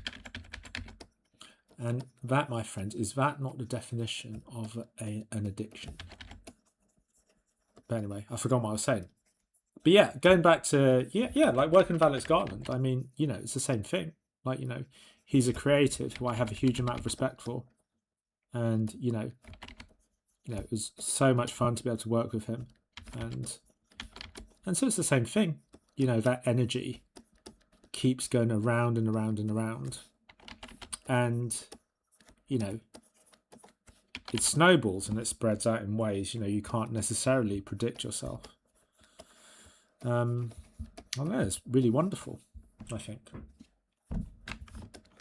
And, you know, someone was asking about the film industry earlier. I mean, this is primarily why I think, like, Hollywood has lost its way a bit. Because I don't think it is about that. You know, I've worked on these big Hollywood movies, and in a way, I feel like that those problems were starting back when I was working in them. So this is before the pandemic. This is like in 2019. Sorry, I'm not crying again. It's bloody Almond Gate again. So these problems, I feel, for me, were starting back in 20, you know, pre-pandemic. You know, just this kind of filmmaking by committee, right? You know, all the really great design work for that kind of, you know, it comes out of having this really sort of open creative process. And I think for lots of films that just doesn't occur, right? So I think that's where I think Hollywood is getting a little bit sort of long in the tooth, right? That's why I think it's sort of, they need to rethink how they're doing things, or, you know, I think they're just going to keep seeing these declining numbers. Hello, Pat. Appreciate you making it. I know you're a busy man right now. Not too busy, I hope. Hope you're not too frazzled.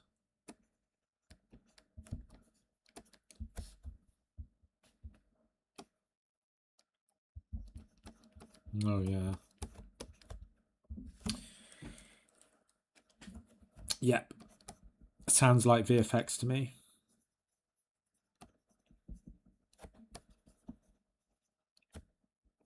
Maybe a little bit.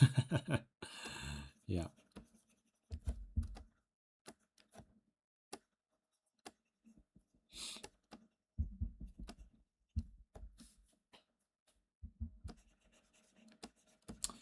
Yeah, you would not want to run into them in a dark alley. At least that's the vibe I'm going for.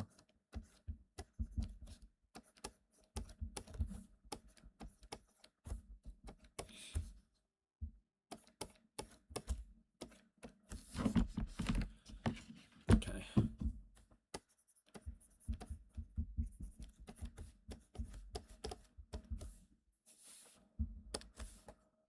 Keep making them really small on screen. I need to remember not to do that. For the best streaming experience. Oh, that's why I'm getting. There we go. Let's turn on scrubby zoom. Okay.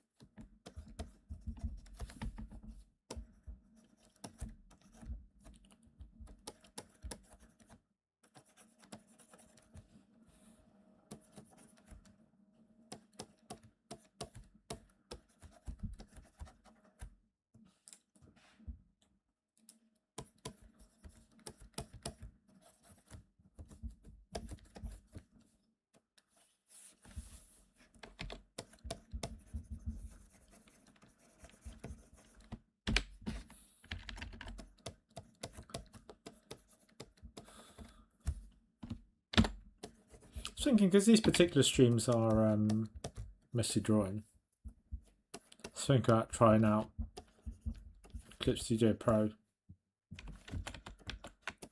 or whatever Clip Studio it is.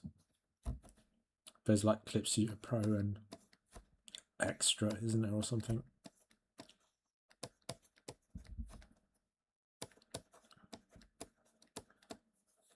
You know. I feel like that might be nicer to draw in. But yeah, here we go.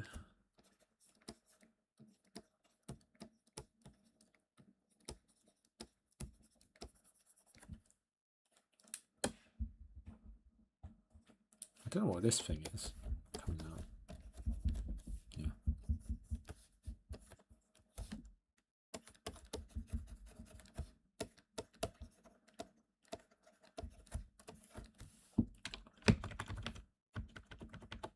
Now I feel like huge body, tiny arms, I reckon.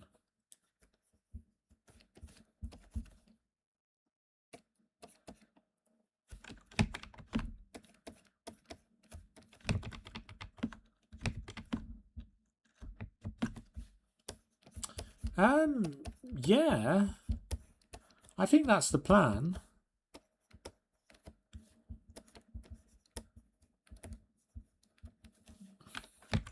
I think that's the plan.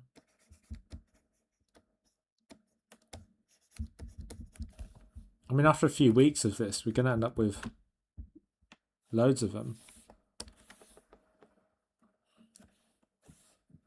But, yeah.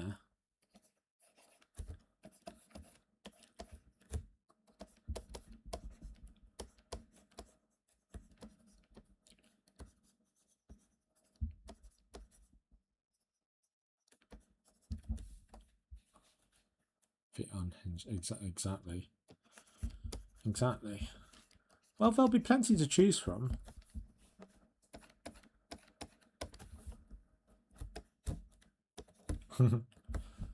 I'm going for a sort of T-Rex vibe there. Let's give him a little head coming out of his shoulder.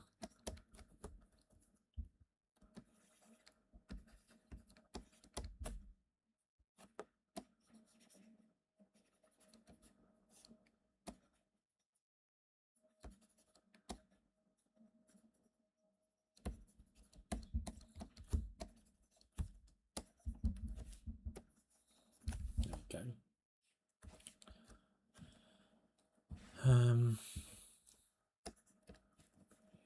I think this is kind of like the thing that's really annoying to 3D print, isn't it? I probably should design these with 3D printing in mind, right? Yeah, I might have to come back some other time and rethink my approach.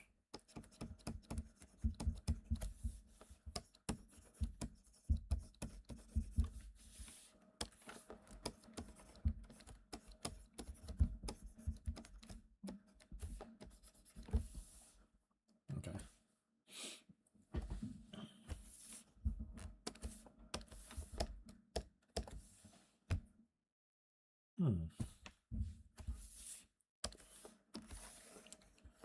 Okay, just needs to shove over.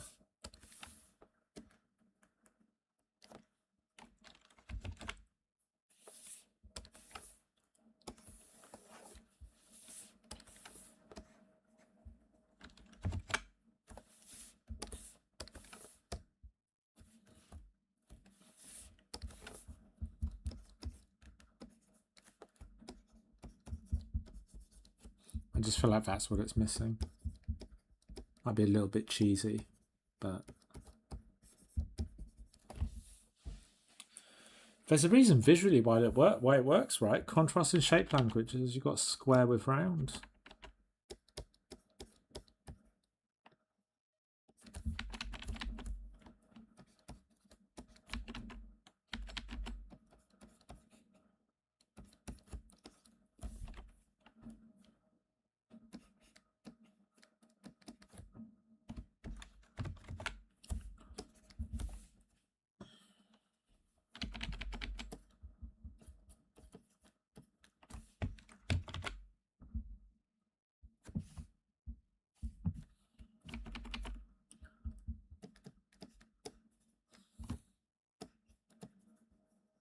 I feel like it's a little bit of a cheap trick to play, but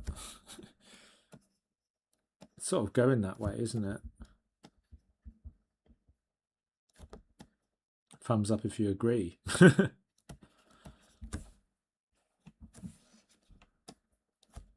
I feel like it's a bit too empty though without that, even if it is a little bit cheesy. I don't know. Could always do one with, one without. Okay.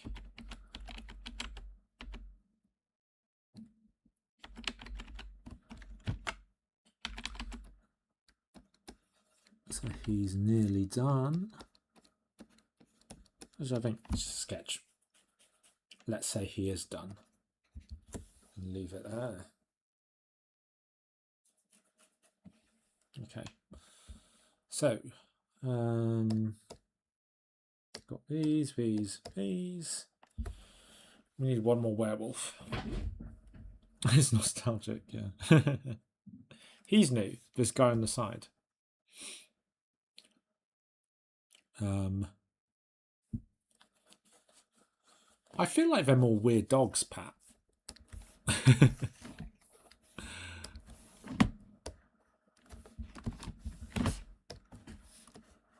Okay.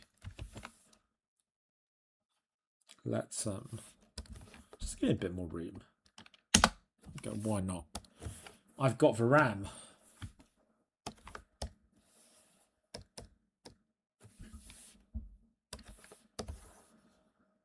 Okay.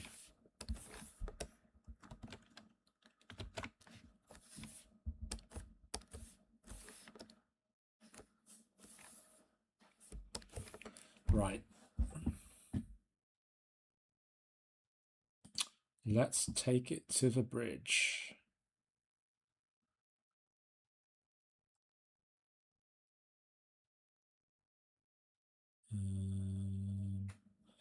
Bum, bum, bum, bum.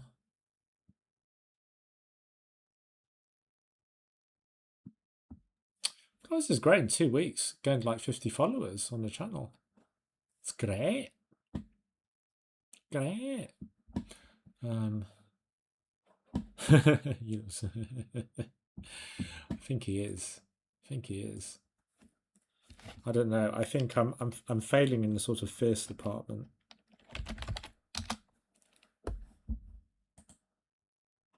I feel like I should be making like weird dogs instead of werewolves. Let's try this one. Oh, painting in white. We don't want that. Okay. Just got to look at some reference there.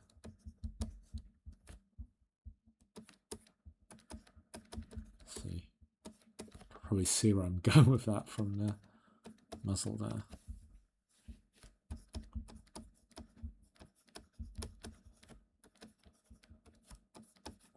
Let's give him some big fangs. So-called canine teeth. And then I think have some teeth coming out there. So I think that looks pretty fierce. But from here it's all downhill. It's all going to go cutesy.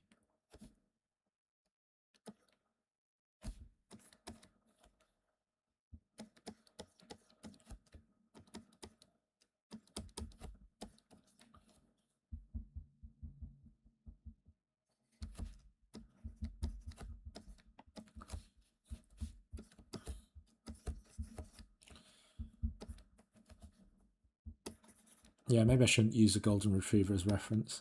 It's just gonna look like a dog. It's just gonna look like a dog. I think it's just looking like a dog. Yeah, I don't know. I think the floppy ears are too much. I think it's that dopey expression though. I don't know. Can you have a dopey werewolf, Pat? Can you have a dopey werewolf? It's worth a shot, isn't it?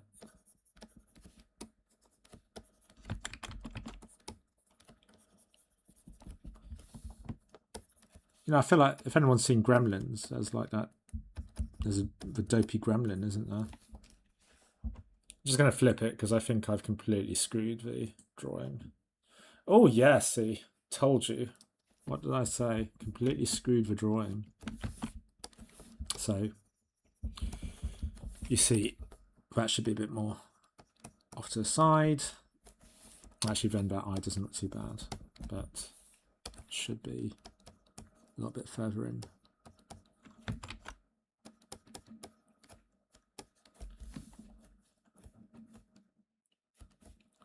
Okay, and then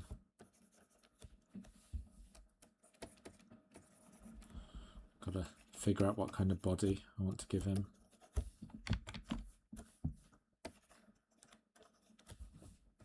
Don't want to repeat that one, although I think that's sort of bottom heavy. Yeah, it's not quite that. He's got slightly broader shoulders, and here I'm deliberately kind of not doing that. Let's give him his sort of mane. It's crucial werewolf anatomy.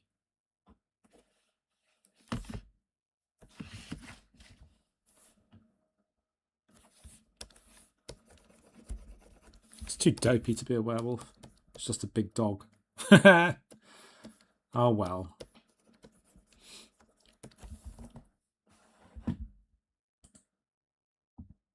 Yeah, we're pug. Oh, that's a great idea. That's a great idea. Okay.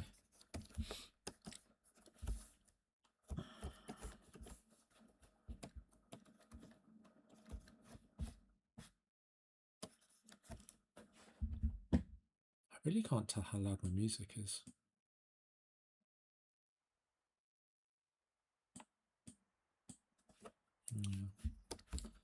There we go. Okay.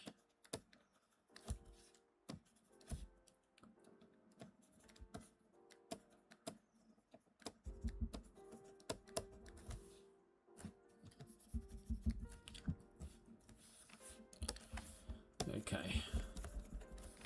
So what I say to all my students is 3D-ness, make it 3D.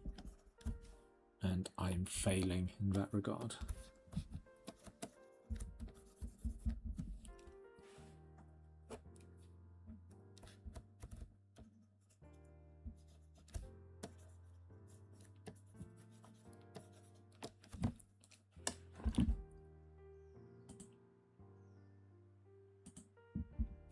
I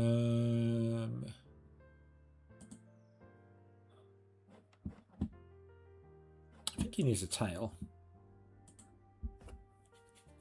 It's a missed opportunity on all of these, so it doesn't have a tail. There we go. Let's just give him that.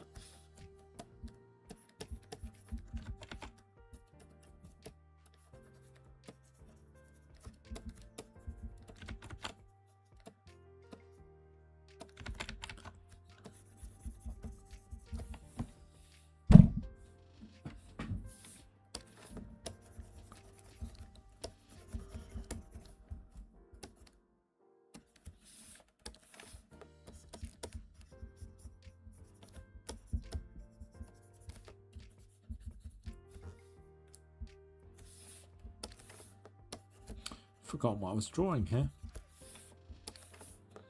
It's not good when that happens. Okay. Right.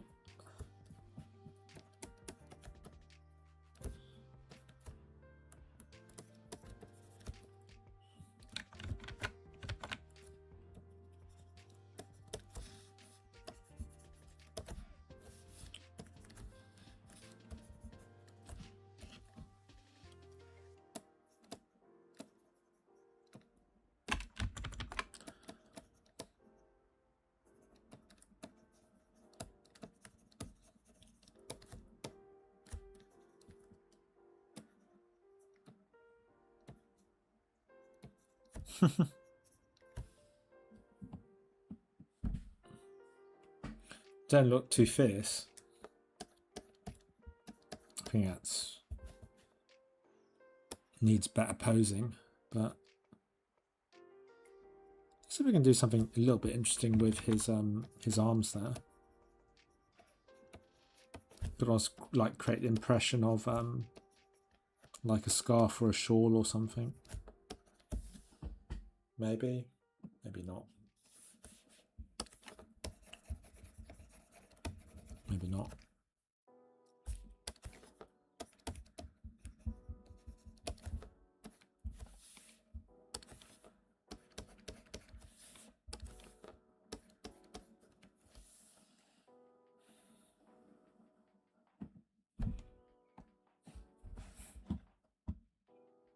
I feel like you need to educate me on werewolf anatomy, Pat, because I don't know what to do down here.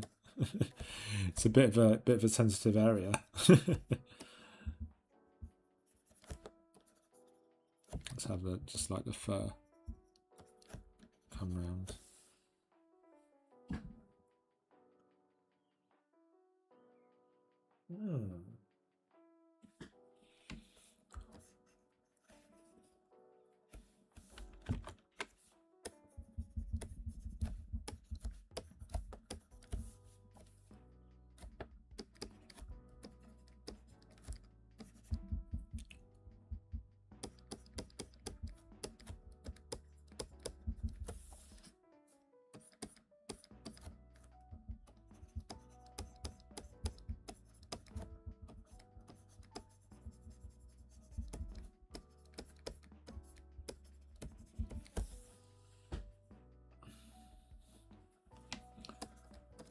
Alrighty. Yeah. Run out of things to say by the 2 hour mark. It's just kind of useful having the sort of thumbnail up on the other screen. It's kind of helping me get a read on his silhouette. But yeah, he is missing a quiff like the others. I think he's gonna be a little bit left out. Don't give him that. There we go. I don't know why. I feel like this is. He needs like a necklace, I reckon. What about the Firestorm logo?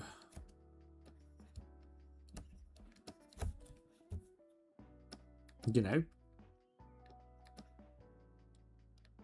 because I feel like that's what a Firestorm original would wear. Oh, a loincloth of fur. That's a good idea. Yeah.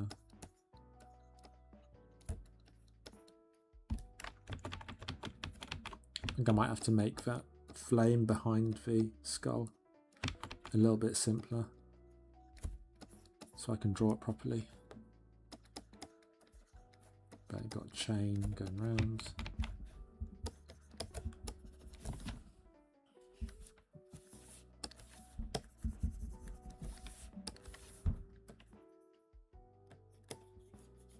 There you go.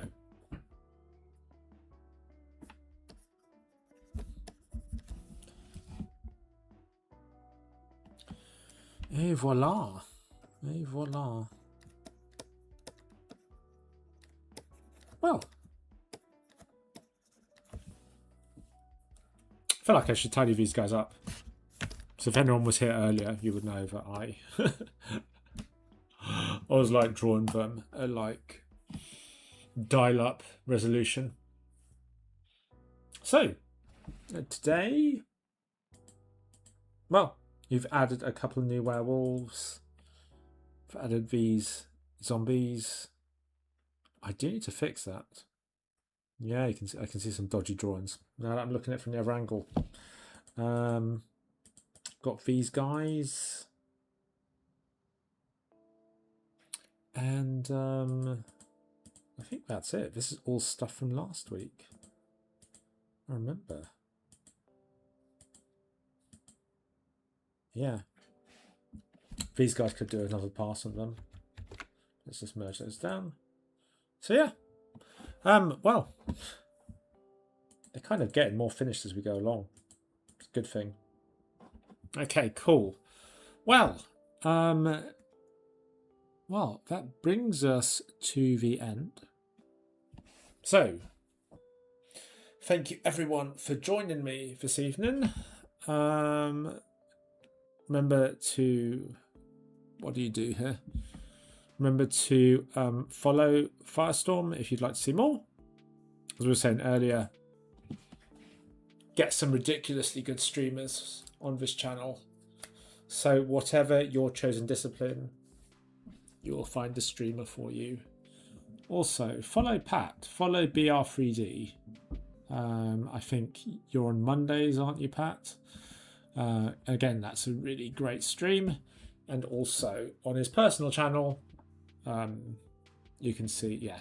And on your personal channel, are you just all the time? I just see you pop up all the time. But yeah, if you like his Monday stream, you can also follow him directly. And if any of you are, hey, there you go, Wednesdays at 7 PM. Oh dear, we might clash next week. We might clash next week, Pat. Yeah, I've noticed that. Yeah. So make sure you give Pat a follow, and yeah, that's great if you're learning ZBrush and learning creature modeling. Well, let's get that follower count up, shall we? Everyone follow Pat. Yeah, as well as Firestorm,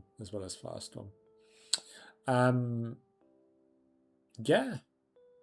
Other than that, yeah, thank you all very much for joining. Hope you have a great weekend, have a great evening, and I'll see you. I think I'm back next Monday evening for more whatevers. Right. That's fine, Pat.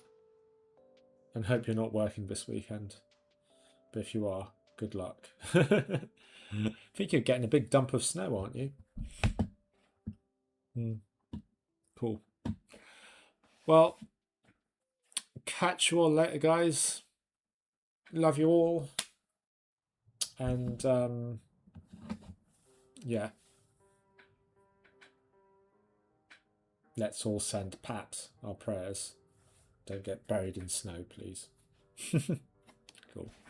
Well, all of you have a great evening. Have a great weekend.